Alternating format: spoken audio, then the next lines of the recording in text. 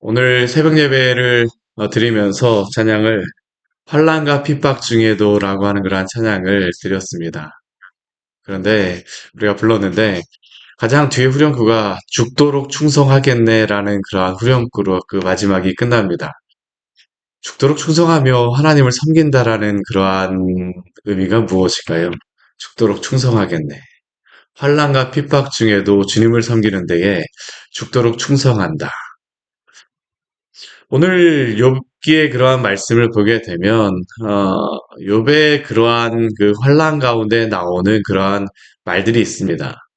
오늘 이 욥이 하는 그러한 이야기는 제 생각에는 이 이야기를 지금 바로 엘리바스에게 대답하는 거잖아요. 어제 엘리바스가 말한 것에 대하여서 답변하는 그런 건데 이 이야기를 엘리바스가 듣게 되면 무슨 생각을 하였을까?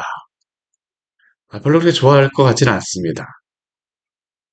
왜냐하면 지금 그 욥이 하나님께 대하여서 그가 고백하는 그러한 부분이 엘리바스가 듣기에는 이게 영 신앙적으로 들리지가 않습니다. 신앙이 있다라고 하지만 책임을 하나님께 돌리는 것 같고 원망하는 것 같은 것처럼 보이기 때문에 실제로 다 그렇게 들립니다. 어떤 분들은 그래서 이 욥기의 말씀을 볼 때마다 어, 고민을 하세요. 욥이 정말로 하나님께 원망하였는가? 불평하였는가? 근데 막상 읽어보면 이게 정말 원망과 불평처럼 보이거든요. 들리거든요.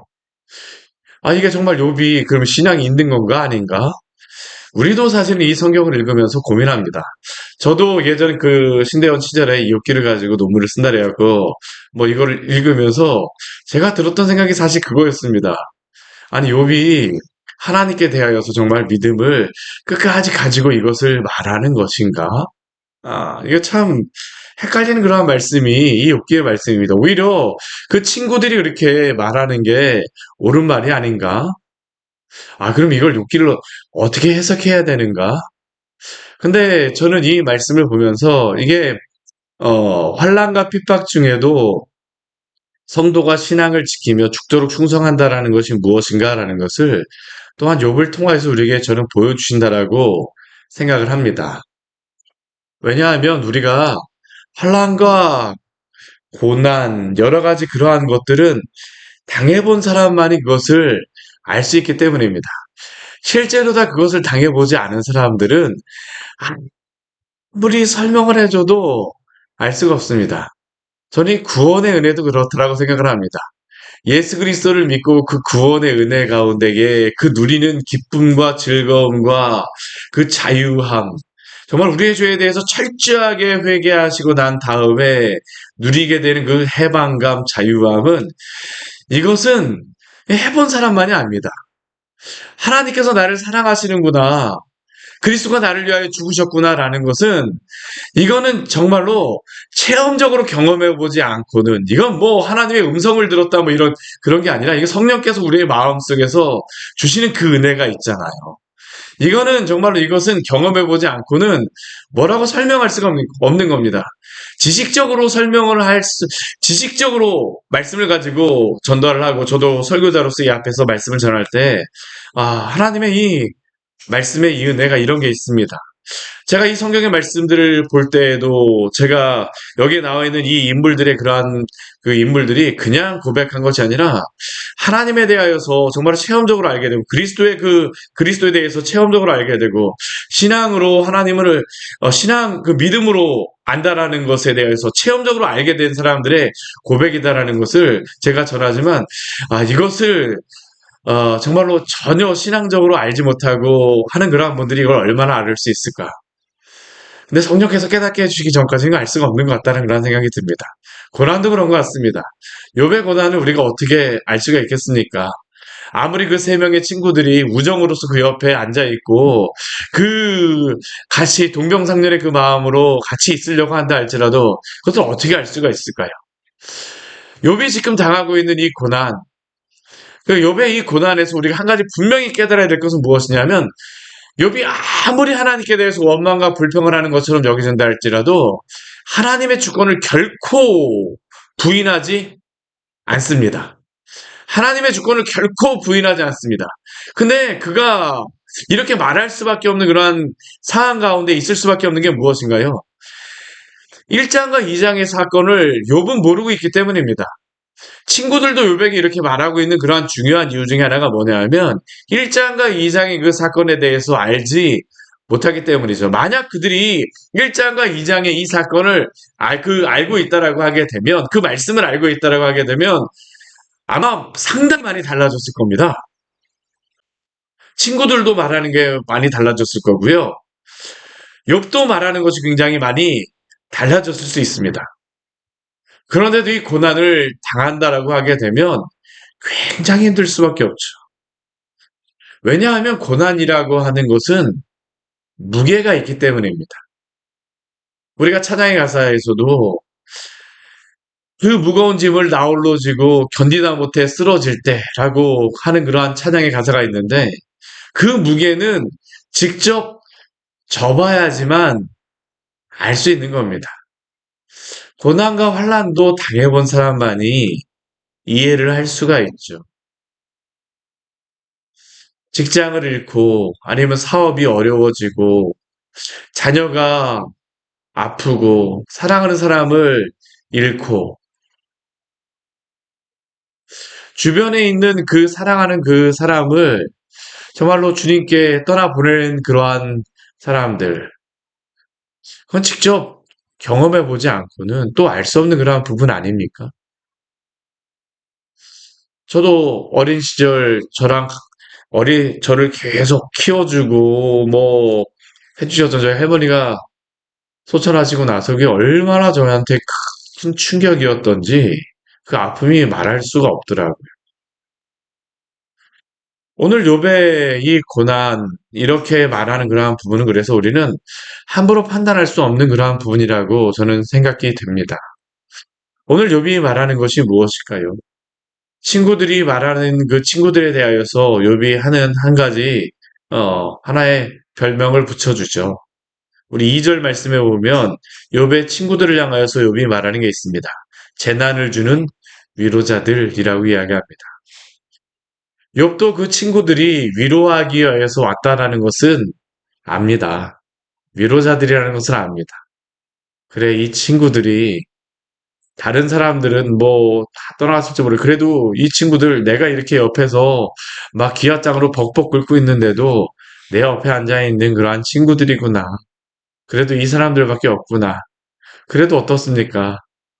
옆에서 하는 그 이야기를 듣고 있으니까 재난을 주는 사람이라고 이야기를 하죠. 말 한마디가 굉장히 아픈 겁니다. 이해가 되면서도 이해가 되어지지 않는 상황입니다. 이건 뭐 말로 다 할 수 없는 것이죠. 그래도 이 친구들은 나를 이해하리라고 생각했는데 이 친구들도 나를 이해하지 못하는구나. 친구들은 어떡할까요? 욥이 하는 이러한 이야기를 듣게 되면 하나님을 향해서 신앙이 떠나는 것 같으니까 어떻게든 그 신앙을 붙잡아주고 싶습니다. 저는 이 두 사람들의 마음이 한편으로는 다 이해가 됩니다. 정말 다 이해가 돼요. 그럼에도 불구하고 이 욥이 보기에 이 친구들의 그러한 부분은, 그 모습은 재난을 주는 위로자들이죠. 욥이 이 친구들에게 이야기합니다. 무엇이라고 이야기합니까? 나도 너희의 자리에 위치해 있었다라고 하면 나도 너희처럼 말했을 것 같아. 너희처럼 말할 수 있었겠구나. 그렇듯한 말로 나도 머리를 흔들면서 그렇게 말할 수 있었을 것 같아. 인간공부의 이 원리만을 가지고 있다라고 하게 되면, 하나님의 그 은혜를 생각하지 않는다라고 하게 되면 이게 판단할 수밖에 없죠. 우리가 율법주의라고 하는 것이 다른 게 아닙니다. 우리가 율법주의라고 하는 율법주의자, 뭐 도덕율폐기, 저희 로마서 자체를 보게 되면 율법주의하고 도덕율폐기, 반율법주의하고 이게 싸움이에요. 사실은 이 신약 성경의 많은 부분이 그러한 부분인데, 여기에 말씀에도 보면 그렇습니다.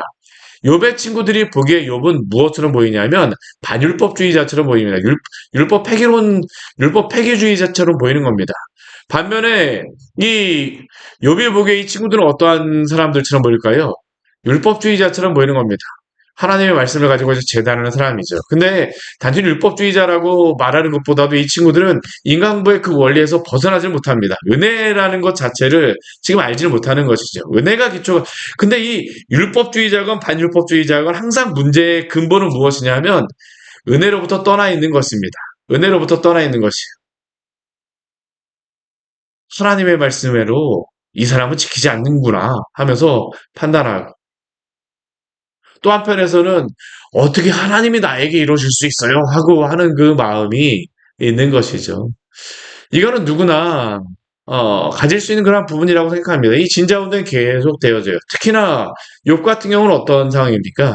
극심한 고난 가운데 있기 때문에 정말 이런 고난 가운데에서 이런 소리가 나오죠. 나올 수밖에 없는 그런 부분이라고 생각합니다. 나도 너희 위치에 있다라고 나도 너라고 하면 그렇게 얘기할 수 있어.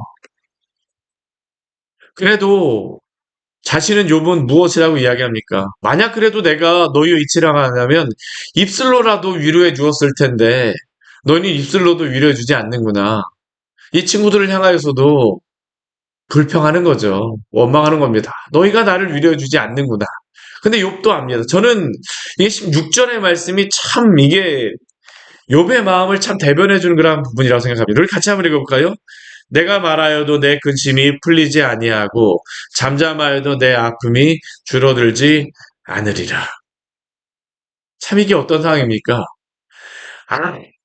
아무리 말을 많이 하여도 친구들에게 내가 억울한 말을 하고 뭐 하나님에 대하여서 말을 한다고 해도 그 마음속에 있는 그 근심과 여러 가지 환란이라든가 그가 당하고 있는 고난 자체가 풀어집니까?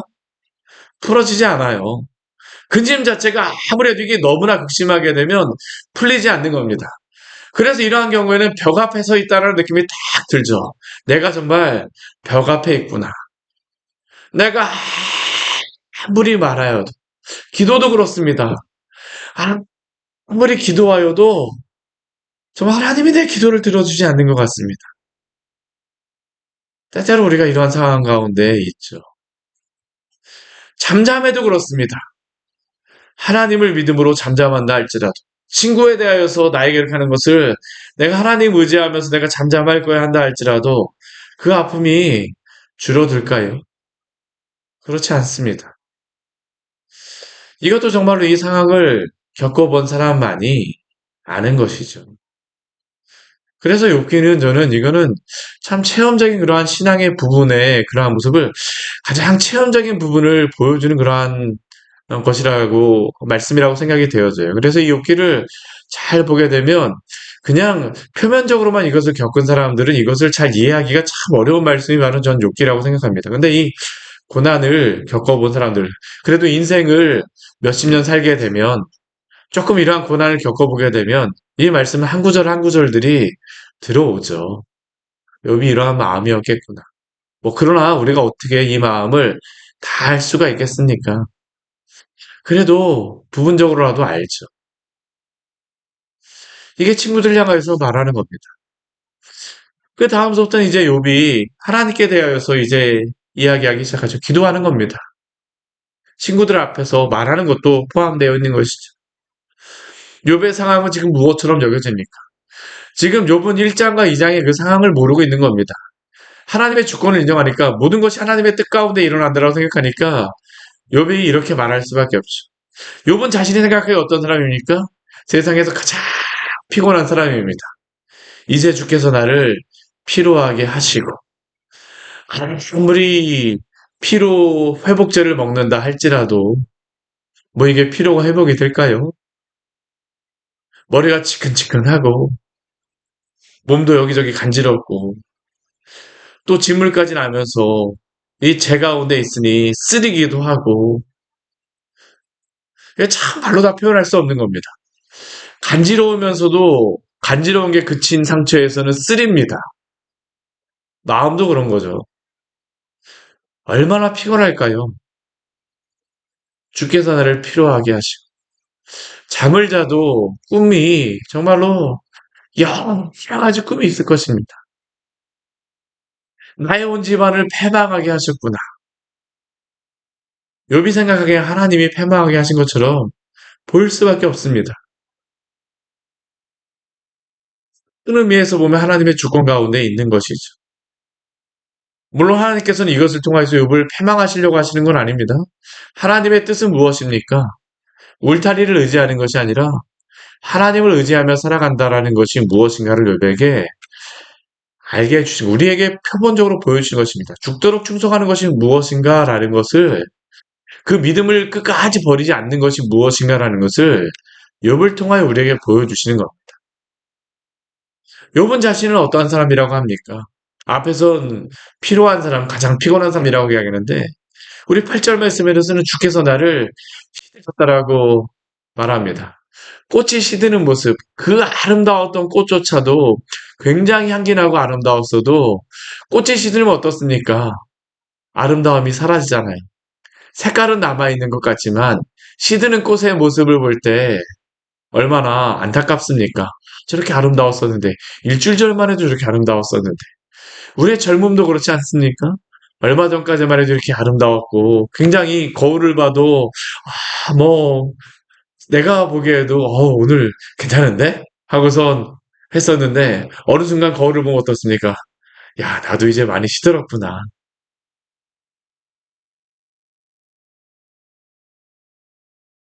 해리한 모습. 거울이 물론 있지는 않았겠죠. 욥도 주변에 이러한 모습들을 봤었기 때문에 자신이 어떠한 모습일까를 상상할 수 있었을 것입니다. 나의 파리한 모습. 하나님은 어떤 분처럼 여겨집니까? 우리 9절 말씀에 보게 되면 그는 진노하사 나를 찢고 적대시하시며 나를 향하여 이를 갈고 원수가 되어 날카로운 눈초리로 나를 보시고 욥이 직접 하나님을 보지는 않았습니다. 그러나 욥이 느껴지는 것은 무엇이었을까요? 이러한 모습이죠. 하나님이 나를 향하여서 진노하셨으나 그런데 이해는 되지 않습니다. 하나님이 나를 향하여서 나의 가정을 다 찢어버리시고 자녀들도 다 잃어버리고 나를 적대시하며 원수가 되어진 것 같다. 근데 이해는 되지 않습니다. 이게 지금 욥의 상황입니다. 날카로운 물소리로 나를 보시는 것 같다. 나는 하나님이 나를 어떻게 생각하시는가? 욥이 아무리 기도한다 할지라도 지금 욥은 계속 하나님과 변론하고 싶다라는 게 하나님이 정말로 나를 붙들고 계시는가요? 이 질문이잖아요. 그렇죠. 이 질문이잖아요. 근데 대답이 없으시니까 답변이 없으니까 답변은 뒤에 가서 있지 않습니까? 정말 벽에다 대고 기도하는 것 같으니까. 욥은 하나님의 침묵이 그리고 자신이 당한 상황이 이렇게 해석이 되어지는 겁니다. 하나님의 주권을 인정하기 때문에 욥이 이렇게 말하는 것이죠. 그렇다고 해서 우리가 이렇게 고백하거나 할 필요는 없습니다. 그러나 이 마음속에 우리의 마음속에 일어나는 많은 저는 이 욥기는 마음의 흐름을 보아야 되는 그러한 성경이라고 생각이 돼요. 우리의 마음도 이리 쓸렸다. 저리 쓸렸다. 욥도 신앙이 있는 그러한 하나님을 경외하는 사람이라고 하지만 마음이 이렇게 막 왔다 갔다 하는 겁니다. 이건 아무리 신앙이 있는 사람이라 할지라도 이럴 수밖에 없죠. 충분히 이해되지 않습니까? 사람들은 어떻게 보일까요? 하나님이 이렇게 하는 것처럼 보니까 아무리 옆에 와서 좋은 이야기를 했다 할지라도 저는 이게 말이 그런 것 같아요. 저한테 위로해주는 그러한 말들도 위로의 말임에도 불구하고 한편에서는 저도 제가 굉장히 힘들 때에는 나를 뭐 비웃는 것처럼 말하는 게 아닌가? 우리의 생각도 그러지 않습니까? 이건 인간의 마음속에 그렇게 하는 거거든요. 좋은 그러한 의미로다 말을 해도 이게 괜히 꼭 그렇게만은 들리지가 않습니다. 욥은 그러니까 그 주변의 사람들을 무엇이라고 합니까? 무리들은 나를 향하여 입을 크게 벌리고 나를 모욕하여 뺨을 치고 함께 모여 나를 대적하는구나. 친구도 이렇게 보이는 겁니다. 이 세 명의 친구들도. 실제로 다 그들이 말하는 것이 욥에게는 굉장히 상처에다 소금을 막 뿌리는 것이죠. 어, 실제로 그렇게 말도 하고 있습니다. 다 나의 적처럼 보이죠. 하나님이 나를 악인에게 넘기시며 해각자의 손에 던지셨구나. 그가 나를 꺾으시고 내 목을 잡아 나를 부서뜨리시며 나를 세워 관역으로 삼으셨구나. 사람이 관역이 된다라고 하게 되면 그 앞에 화살로 그 앞에 맞는다라고 하게 되면 얼마나 아프겠습니까? 말로 다 하는 게 얼마나 아픈지 정말 이게 정말 힘들더라고요. 저도 예전에 회사에서 잠깐 있어 볼 때 프로젝트 뭐 하는데 한 6개월 지연된, 한 1년 지연된 프로젝트를 제가 팀장으로 갔습니다. 제가 거기 뭐 진급을 하고 싶어서 한 게 아니라 제 위에 계시던 분이 추천을 하고 제가 그 위에 올라가다 보니까 그냥 6개월, 한 1년 거의 지연된 프로젝트였거든요. 근데 거기 가서 하다 보니까 그다음부터는 제가 딱 날마다 회의 들어가는데 화살이 저한테 막 날아오는 것 같은데 이게 너무 힘들더라고요. 다 너 책임이야 막 그런 것처럼 여겨지니까 정말 힘든 겁니다. 근데 그분들이 나쁜 분들은 아니었어요. 압니다. 근데도 이게 참 힘든 겁니다. 이게 힘듭니다. 자신의 콩팥이 꿰뚫어지고 쓸개가 땅에 흘러나오는 것 같죠. 사람들이 나에게 용사와 같이 달려들고 하나님조차도 그렇게 달려드는 것 같습니다. 자신의 눈꺼풀에는 죽음의 그늘이 있다라고 합니다. 그럼에도 불구하고 욥은 어떻습니까? 내 손에는 포악이 없고 나의 기도는 정결하니라. 이거는 다른 게 아니라 하나님을 향하여서 끝까지 나는 내 신뢰를 놓지 않겠다라고 하는 게 욥의 고백이죠. 근데 우리가 이 욥의 이 모습을 보게 되면 한 가지 기억해야 될 것이 있습니다. 이 욥의 그러한 고난과 환란은 어, 이 아픔은 또 누구의 그러한 고난과 아픔을 예표하는 것이냐면 예수 그리스도의 고난과 아픔과 순환을 우리에게 또한 예표하고 계신다라는 것을 기억하시기를 바랍니다. 우리가 어떻게 예수 그리스도가 우리를 위하여 죽으시고 고난당하신 것을 알 수 있을까요? 하나님이신 그분이 이 땅에 오셔서 십자가에 달리시고 그러한 모습을 우리가 어떻게 이해할 수가 있을까요? 인간적인 그러한 욥의 그러한 모습은 우리가 어느 정도 할 수 있다 할지라도 예수님의 그 당하시는 그 순환과 고난에 대하여서는 우리는 어떠한 마음을 가질까요? 오늘 욥기 우리 16장의 말씀을 보았는데 우리 시편의 우리 말씀, 우리 시편 우리 22편의 말씀을 보게 되면 그 시편의 기자가 고백하였던 그러한 고백이 있습니다. 시편 22편 1절 말씀을 제가 한번 읽어드릴게요. 내 하나님이여 내 하나님이여 어찌 나를 버리셨나이까 어찌 나를 멀리하여 돕지 아니하시오며 내 신음소리를 듣지 아니하시나이까. 이게 누구의 시입니까? 다윗의 시라고 나와 있습니다. 표제어가 그렇게 나와 있죠. 다윗도 이러한 고난 가운데 있었다라는 겁니다. 그런데 이 다윗의 고난과 환란을 다윗이 고백하였던 이 고백을 내 하나님이여 내 하나님이 어찌하여 나를 버리셨나이까 라는 이 고백을 누가 하십니까? 예수님께서 십자가에 달리셔서 하셨던 고백이 바로 이것입니다. 고난을 당할 때 그리스도를 기억하시기를 바랍니다. 예수 그리스도가 우리의 모든 고난을 치유하시고 경험하시고 모든 질고와 모든 고난을 당하셨다라고 하는 것은 예수님이 우리의 그러한 모든 것들을 다 경험하시고 아신다라는 것을 의미합니다. 우리 중에 누가 마국간에서 그냥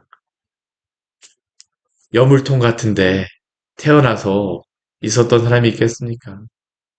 우리 중에 누가 모든 사람이 다 십자가에 달린 그 상황에서조차 저주하며 조롱하는 그러한 것을 당한 사람이 우리 중에 누가 있습니까? 정말로 욥 정도가 아니라 죄 없으신 분이 우리의 모든 죄를 위하여 그 십자가에서 우리의 죄를 지시고 죽으셨음을 기억하십시오. 성도의 고난은 그래서 예수 그리스도가 우리를 얼마나 사랑하셨는가를 기억하는 수단으로 또한 우리에게 주셨음을 기억하시기를 바랍니다. 우리의 죄를 다 담당하셨습니다. 우리의 모든 것을 다 경험하셨습니다. 그리고 다 아신다라고 말씀하십니다. 오늘도 우리 주님 안에서 위로받으시기를 축원합니다. 진정한 위로는 우리 주님 안에서 받는 것입니다. 세상의 사람들은 잘 몰라요. 욥의 친구들 같이 될 수 있습니다. 그러나 우리 주님께서는 하늘에서 다 보고 계십니다. 다 알고 계십니다. 그런데 우리 주님께서 알고 있어 라고 말씀하신 그 말씀 기억하십시오. 우리를 위하여 중보하신다라고 하는 것이 바로 그것 아닙니까? 힘내라. 누구누구야. 오늘도 우리를 붙들어주는 주님 안에서 평안을 얻으시고 또한 승리하시기를 축원합니다. 같이 기도하도록 하겠습니다. 하나님 아버지 오늘 말씀을 통하여서 우리에게 귀한 은혜를 주니 감사를 드립니다. 욥이 당한 이 고난을 누가 이해할 수가 있겠습니까? 생태 같은 아이들을 잃고 나서 뭐 재산이 무슨 소용이 있겠습니까? 그 마음에 묻어버린 그 아이들을 기억하며 이 욥이 하나님 앞에 나아갈 때에 그럼에도 불구하고 죽도록 충성하겠네. 나는 하나님을 끝까지 신뢰하겠습니다라고 하는 그러한 고백과 같이 저희들도 주님 끝까지 붙잡는 귀한 성도들 될 수 있도록 인도하여 주십시오. 우리의 모든 죄를 지시고 십자가에 달리신 우리 주님을 기억하게 하시고 엘리 엘리 라마 사박다니 나의 하나님 어찌하여 나를 버리셨나이까 라고 고백하셨던 외치셨던 우리 주님의 그 외침을 기억하며 내가 너를 안다. 나의 사랑하는 자녀야, 누구누구야 라고 지금도 말씀하시는 우리 주님, 우리를 위하여서 중보하시는, 하나님께 기도하시는 우리 주님을 기억하며 위로받는 우리 귀한 믿음의 성도들 될 수 있도록 주여 은혜 내려 주시옵소서. 주여 안에서 힘을 얻게 하여 주십시오. 우리 광야의 샘교회, 우리가 광야 가운데 살지만 주님의 샘이 날마다 흘러넘침을 기억하는 우리 귀한 지체들 될 수 있도록 은혜 내려 주시옵소서. 예수님 이름으로 기도드립니다. 아멘. 오늘 말씀 같이 기억하시면서 기도하며 나가도록 하겠습니다.